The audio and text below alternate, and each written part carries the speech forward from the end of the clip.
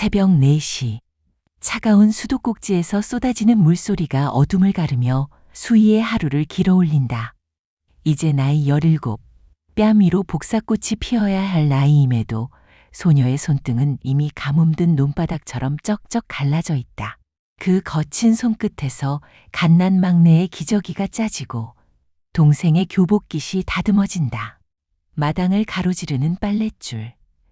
그 위에는 젖은 무명천처럼 무거운 온 집안의 생계가 위태롭게 매달려 펄럭인다.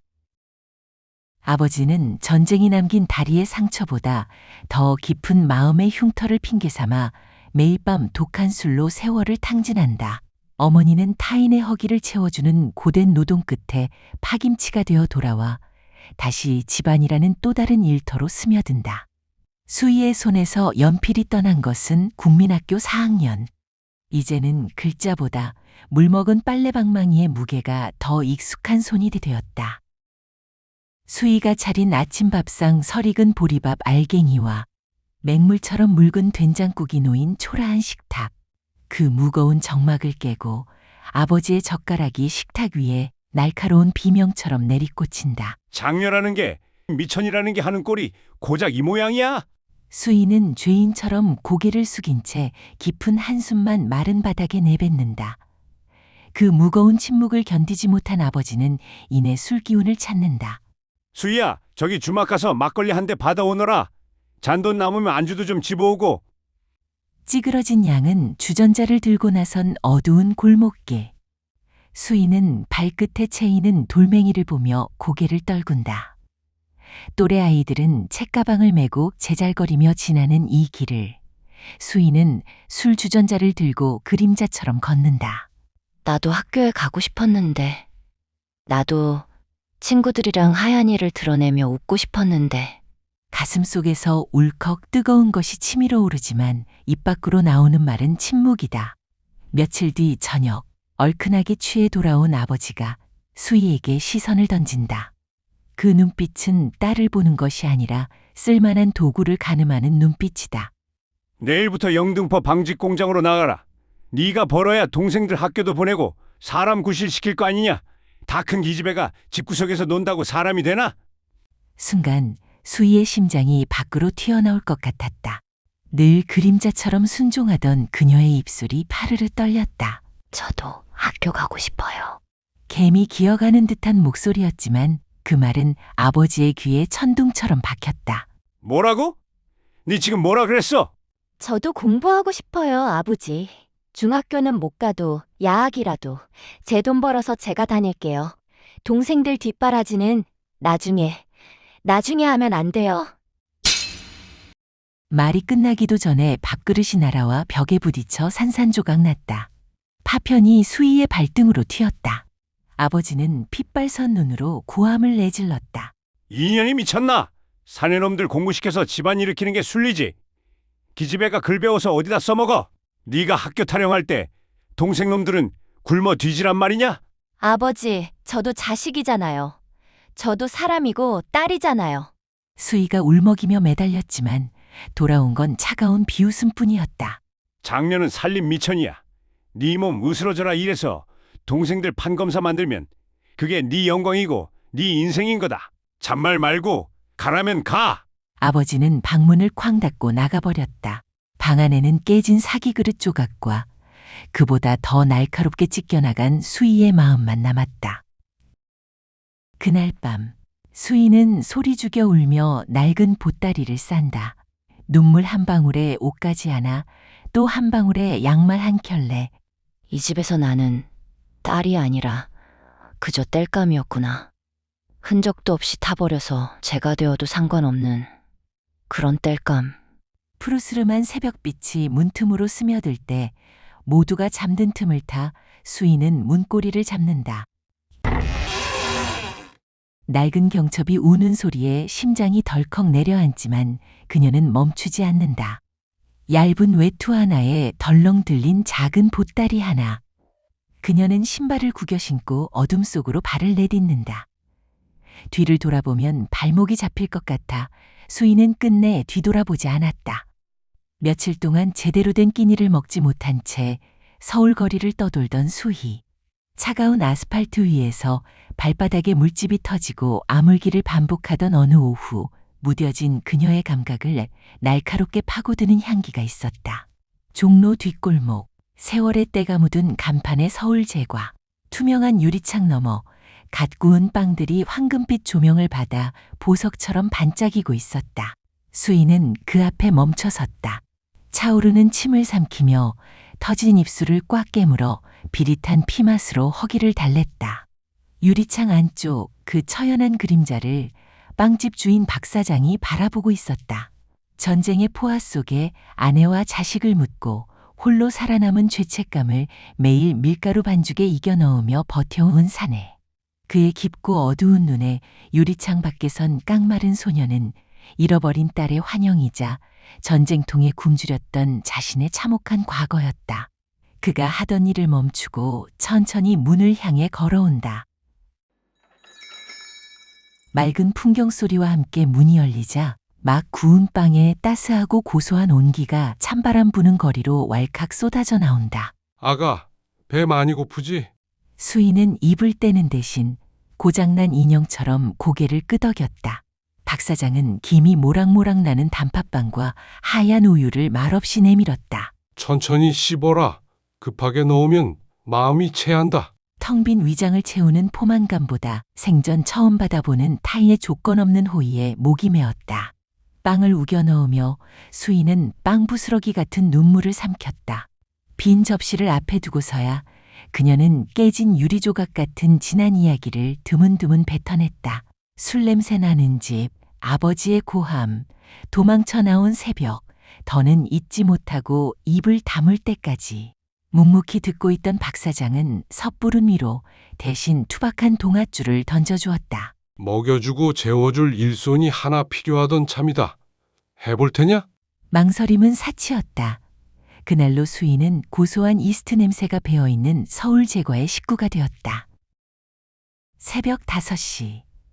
차가운 물 대신 따뜻한 밀가루 반죽을 만지고 세상과 단절되었던 뿌연 유리창을 맑게 닦아내고 웃음으로 손님을 맞는 일. 육신은 여전히 고단하여 뼈마디가 울렸지만 분명 달라진 것이 있었다. 고된 하루가 저물면 어둠 속에서 저주 대신 따뜻한 목소리가 들려온다는 것이다. 수희야, 오늘도 수고했다. 그 투박한 한마디는 수희가 난생 처음 받아보는 위로라는 이름의 급여였다.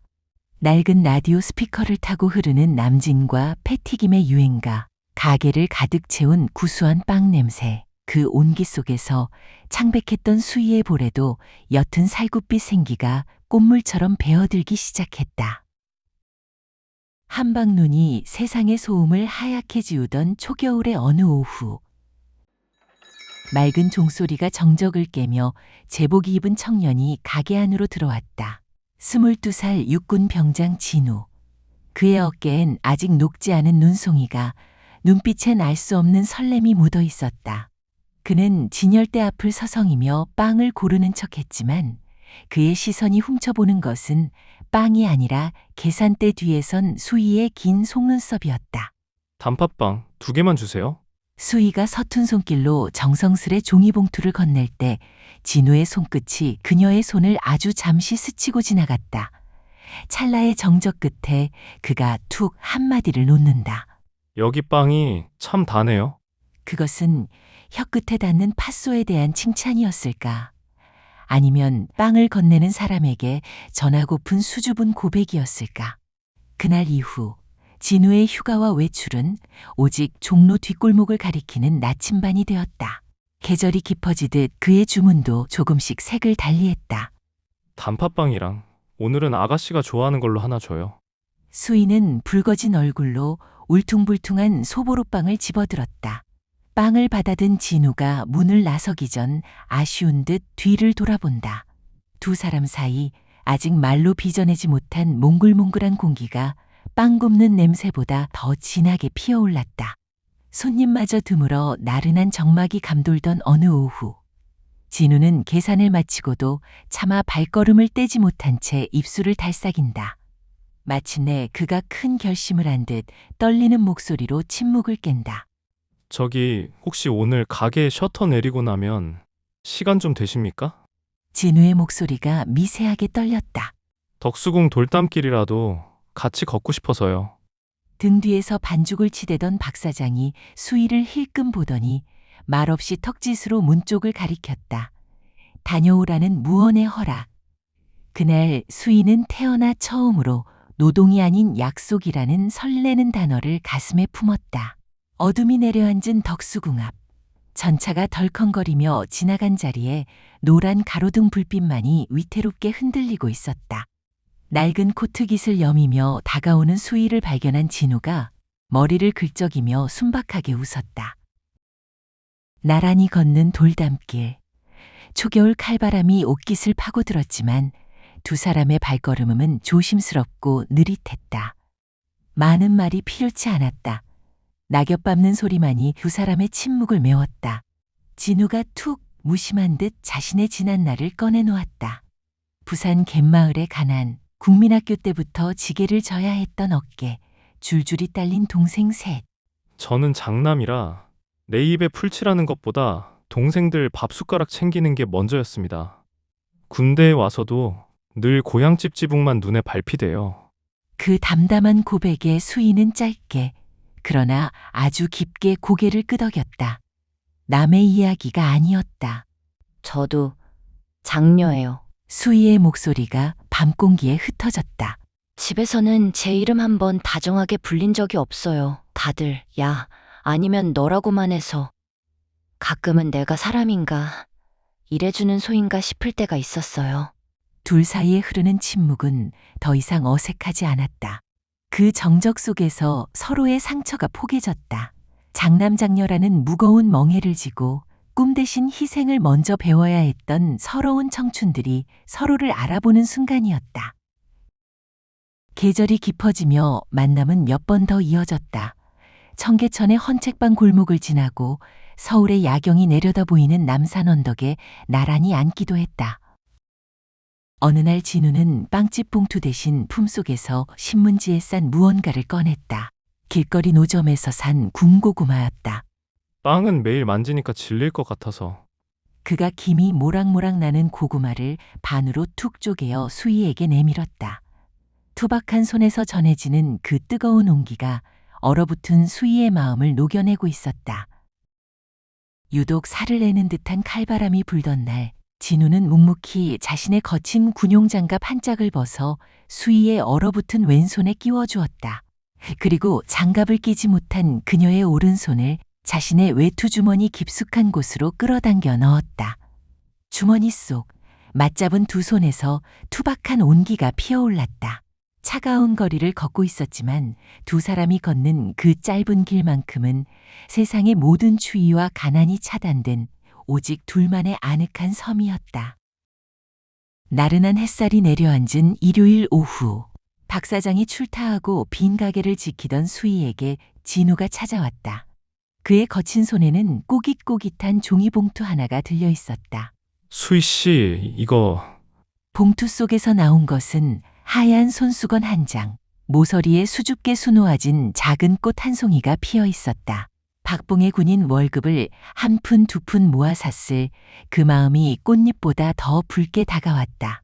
이걸 제가 받아도 될까요? 수희의 목소리가 떨렸다. 수희 씨, 제가 제대하면 제일 먼저 박 사장님께 인사드리고 그리고 진우는 차마 뒷말을 잇지 못하고 마른 침을 삼켰다. 대신 흔들림 없는 눈동자로 수희를 오롯이 담았다. 수희 씨, 저 기다려 주실 수 있겠습니까? 딱 그 한마디, 그 투박한 고백. 수희의 눈가에 금세 물기가 차올랐다. 그녀는 손수건을 가슴에 꼭 품은 채 말없이 고개를 끄덕였다. 네, 기다릴게요. 그 한마디에 두 사람 사이에 보이지 않던 벽이 허물어졌다. 진우는 조심스럽게 그러나 힘주어 수희를 품에 안았다. 수희의 작고 여린 어깨가 그의 가슴 팍에서 파르르 떨렸다.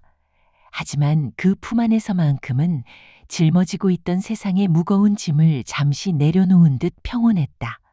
모래시계 속 모래알처럼 시간은 고요히 흘러 두 사람의 만남은 어느새 숨쉬는 공기처럼 당연한 일상이 되었다. 하지만 신은 가난한 자의 행복을 시기하는지 그 평온은 폭풍전야의 짧은 정막일 뿐이었다. 운명의 장난은 예고 없이 찾아왔다.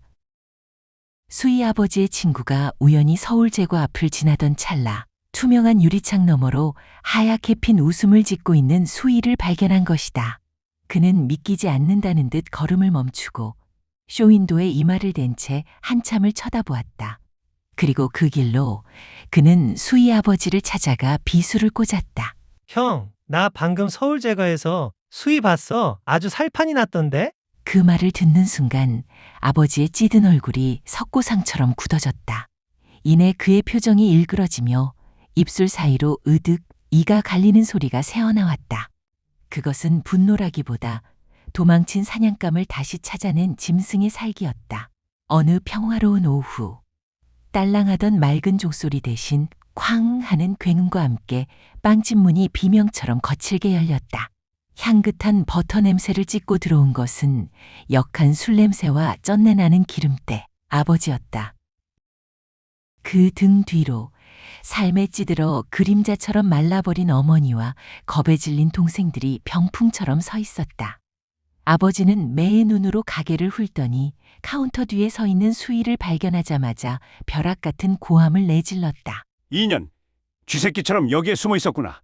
집안은 말아먹고 도망쳐서 남의 집 밥 처먹으니 살만하더냐? 박 사장이 황급히 나서며 그를 막아섰다. 아버님, 진정하십시오. 수희가 여기서 얼마나 성실하게. 당신이 뭔데 남의 집 귀한 딸년을 데리고 있어?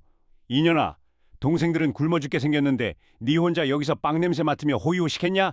잘도 산다. 천벌 받을련. 어머니조차도 수희를 감싸지 않았다. 그녀는 깊은 한숨 속에 죄책감을 담아 수희의 가슴을 후벼 팠다. 수희야, 네가 도망간 날부터 집구석이 지옥이다. 막내는 열이 펄펄 끓어도 약 한 첩 못 쓰고 둘째는 학교도 못 가고 있어. 장녀가 되어가지고 집이 먼저지. 이런 데서 남처럼 살면 쓰나? 동생들은 죄인처럼 고개를 떨굴 뿐이었다. 가족이라는 이름에 끊어낼 수 없는 쇠사슬이었다. 아버지는 성큼 다가와 수희의 가녀린 팔을 우악스럽게 잡아챘다. 장녀면 장녀답게 집으로 기어들어와야지. 감히 남의 집에서 살림을 차려? 2년이 미쳐도 단단히 미쳤구나. 그 거친 손길에 수희의 손에서 힘이 풀렸다. 진우가 주었던 하얀 손수건이 바닥으로 힘없이 추락했다. 그것은 짓밟힌 순백의 꿈처럼 먼지 구덩이를 뒹굴었다. 사장님, 죄송해요. 정말 감사했어요. 박 사장이 입을 때려 했으나 천륜과 가족이라는 거대한 명분 앞에서 타인은 무력했다. 그 시대의 공기는 그토록 완강하고 잔인했다. 아버지는 수희의 손목이 부서져라 비틀며 끌고 나갔다. 입 다물고 따라와라. 이 집 근처엔 다시는 얼씬도 하지 마라. 또 도망질 치면 그땐 다리 몽둥이를 분질러 놓을 테니. 질질 끌려가며 수희는 고개를 돌렸다. 부드럽게 부풀어 오르던 반죽, 노릇하게 익어가는 식빵, 그리고 따스했던 빵집의 간판. 천국 같았던 그 모든 풍경이 눈물 속에서 멀어져 갔다. 그리고 차가운 바닥에 홀로 남겨진 하얀 손수건. 차마 주울 틈도 없이 수희는 어두운 현실의 구렁텅이로 다시 끌려 들어갔다. 수희의 세상은 다시 잿빛 지옥으로 곤두박질 쳤다. 끌려온 그날부터 집은 안식처가 아닌 감옥이었다. 아버지는 수희를 딸이 아닌 도망쳤다 잡혀온 노비처럼 다뤘다. 쏟아지는 집안일, 날아드는 고함, 그리고 영혼을 갉아먹는 모욕들. 개집애가 바람이 들어가지고 사내놈들이랑 빵집에서 희덕거렸냐? 내년이 꼬리를 치고 다니는 동안 이 집구석 꼴이 뭐가 됐는지 봐라. 아버지의 독설은 채찍보다 아팠고 어머니의 변해버린 눈빛은 비수보다 차가웠다. 남의 집 딸들은 공장에 나가 살림을 보탠다는데 너는 도망질 쳐서 무엇을 했노? 어미 얼굴에 먹칠이나 하고. 그 누구도 수희의 갈라진 손등과 멍든 마음을 들여다보지 않았다. 밤마다 수희는 이불을 머리끝까지 뒤집어쓰고 소리 없는 비명을 삼켰다. 어둠 속에서 떠오르는 건 따뜻했던 빵 굽는 냄새, 진우의 투박한 미소, 그리고 바닥에 힘없이 떨어지던 하얀 손수건뿐이었다. 그러던 어느 날 이웃집 아이의 고사리 같은 손을 통해 구겨진 쪽지 하나가 쥐어졌다. 거친 갱지 위에 꾹꾹 눌러 쓴 투박한 글씨. 수희 씨, 이번 주 토요일 오후 3시 서울제과에서 기다리겠습니다. 꼭 보고 싶습니다. 진우. 쪽지를 쥔 손이 사시나무 떨듯 떨렸다. 멈췄던 심장이 다시 미친 듯이 펌프질을 시작했다. 그날 그 약속 하나가 수희를 버티게 했다. 또 도망갈 생각하면 다리를 분질러 놓는다는 아버지의 서슬퍼런 경고를 귓등으로 흘리며 그녀는 죽은 듯이 네 하고 고개를 숙였다. 오직 토요일을 위해. 드디어 운명의 토요일. 수희는 설거지통을 비우자마자 젖은 손을 앞치마에 닦으며 문을 나섰다. 귀신같이 알아챈 아버지가 눈을 부릅떴다. 어디 가니? 심장이 목구멍까지 튀어오를 것 같았지만 수희는 태어난 척 목소리를 눌렀다. 시장, 장 좀 보러요. 집에 반찬거리가 하나도 없어서요. 허튼 수작 부리지 마라. 시간 맞춰 안 들어오면 가만 안 둔다. 척추를 타고 흐르는 서늘한 공포. 하지만 오늘만큼은 다리가 부러지는 한이 있더라도 가야 했다. 오늘 그를 만나지 못하면 내 인생에 다시는 봄날이 오지 않을 거라는 불길한 예감이 온몸을 휘감았기 때문이다. 대문을 나서자마자 수희는 달렸다. 숨이 턱끝까지 차오르고 폐가 찢어질 것 같았지만 그녀는 멈추지 않고 종로를 향해 내달렸다. 오후 3시를 넘긴 시각. 세상의 시간보다 수희의 심장은 더 빠르게 뛰었다. 턱끝까지 차오른 숨을 몰아쉬며 골목을 돌아선 그녀의 눈앞에 서울제과의 낡은 간판이 들어왔다. 유리창 안으로 어른거리는 그림자. 늦지 않았어. 아직 기다리고 있을 거야. 희망이라는 이름의 얇은 끈을 붙잡고 그녀는 문을 열었다. 짤랑. 평소보다 유난히 날카로운 종소리가 정적을 갈랐다. 그러나 가게 안의 공기는 한겨울 새벽처럼 싸늘했다. 박 사장은 카운터 뒤에 석상처럼 굳어서 있었다. 진열대 위에는 주인을 잃은 단팥빵 몇 개만이 덩그러니 놓여 식어가고 있었다. 사장님, 저... 진우의 이름을 부르려던 목소리가 쇳덩이처럼 목구멍에 걸렸다. 박 사장의 시선이 아주 천천히 죄인처럼 수희에게 닿았다. 왔구나. 그 짧은 한마디에 담긴 물기 어린 진동. 수희의 눈동자가 불안하게 흔들리며 가게 구석구석을 훑었다. 늘 서 있던 그 자리, 늘 웃어주던 그곳. 어디에도 진우는 없었다. 그 사람, 진우씨, 어디 갔어요? 오늘 온다고 했는데. 박 사장은 대답 대신 깊은 한숨을 바닥으로 토해냈다. 그는 뒷방으로 들어가더니 낡은 군용 모자 하나와 빛바랜 하얀 손수건을 들고 나왔다. 손수건 모서리에는 수희가 기억하는 작은 꽃자수가, 모자 안쪽에는 최진우라는 이름 3글자가 희미하게 박혀 있었다. 박 사장의 목소리가 낮게 떨린다. 오늘 아침에 그 집 어머니가 다녀가셨다. 먼 길을 오셨더구나. 박 사장의 목소리가 낮게 떨렸다. 부대에서 버스 사고가 났다고. 제대 앞두고 집에 잠깐 내려갔다가 너 보러 올라오는 길이었는데. 말끝은 허공에서 흩어졌다. 수희의 귀에는 사고라는 2글자만이 날카로운 파편이 되어 박혔다. 아니에요. 아니죠, 사장님. 저 오늘 여기서 만나기로 했어요. 이 빵집에서. 오늘! 박 사장은 유품을 재단에 올리듯 조심스레 카운터 위에 내려놓았다. 수희야, 그 어머니가 네 얘기를 하시더라. 아들이 서울에서 빵집 일 돕는 아가씨를 참 많이 좋아했다고 꼭 전해달라고 하셨다. 우리 진우가 참 고마워했을 거라고. 그제야 수희는 손수건을 덥석 움켜쥐었다. 자수가 박힌 모서리를 어찌나 세게 쥐었는지 손끝이 핏기 없이 하얗게 질렸다. 다리에 힘이 풀린 것은 순식간이었다. 그녀는 그대로 차가운 바닥에 주저앉았다. 숨이 막혀왔다. 가슴 한복판을 누군가 찢어발기는 듯한 통증이 밀려왔다. 아니에요. 거짓말이죠. 오늘 온다 했는데 저보고 기다리라 해서 제가 이렇게 왔잖아요. 언어는 비명이 되고 비명은 통곡이 되어 바닥을 적셨다. 손수건 위로 뜨거운 눈물이 후두둑 떨어져 얼룩을 만들었다.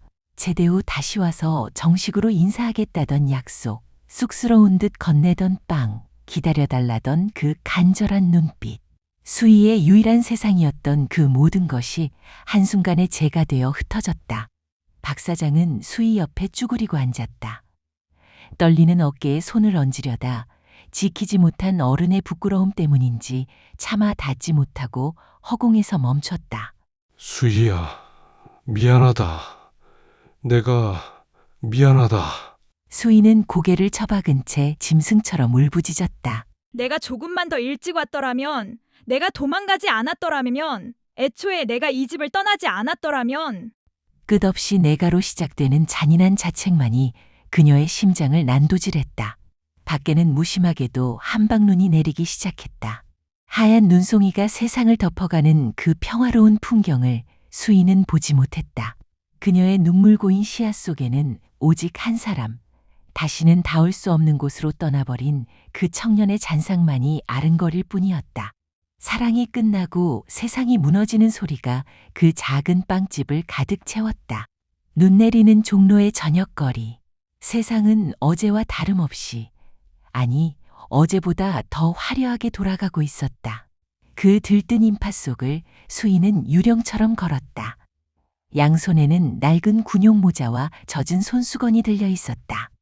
누군가 이 마지막 온기마저 빼앗아갈까봐 손등 핏줄이 터질 듯 세게 쥐고 있었다. 지나가는 누구도 앳된 소녀의 손에 들린 것이 무엇인지, 그 무게가 얼마만큼인지 관심조차 없었다.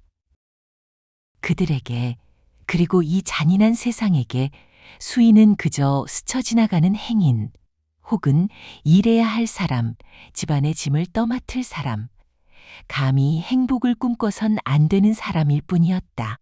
수희는 흐르는 눈물을 닦을 생각도 하지 못한 채 화려한 불빛이 닿지 않는 어둠 속으로, 더 깊은 골목 속으로 천천히 사라져갔다.